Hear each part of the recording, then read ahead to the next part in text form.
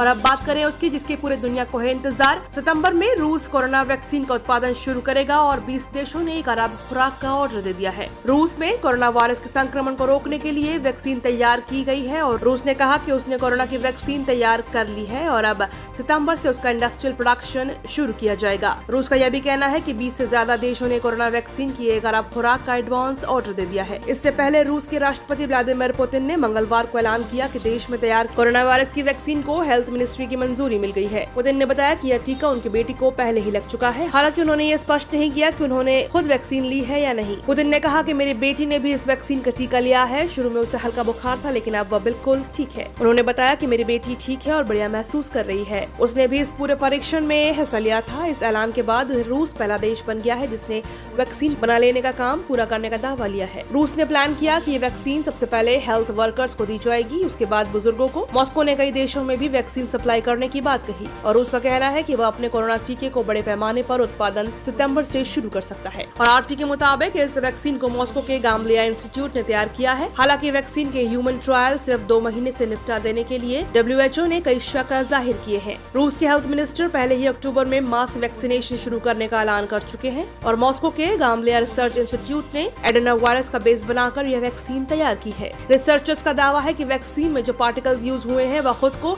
Replicate यानी कि copy नहीं कर सकते। मिली जानकारी के मुताबिक रिसर्च और मैन्युफैक्चरिंग में शामिल कई लोगों ने खुद को इस वैक्सीन की डोज दी है और कुछ लोगों का वैक्सीन की डोज दिए जाने पर बुखार आ सकता है, जिसके लिए पैरासिटामोल के इस्तेमाल की सलाह दी गई है। हालांकि रूस की इस जल्दबाजी के विरोध में कई बड़ी फार्मा कंपनियां सामने आई हैं। स्वास्थ्य मंत्री मिखाइल मुराशको को भेजी चिट्ठी में association of clinical trial organization ने कहा कि अभी तक 100 से भी कम लोगों को डोज दी गई है। ऐसे में बड़े पैमाने पर इसका इस्तेमाल खतरनाक हो सकता है। Bureau report, ZDTV news.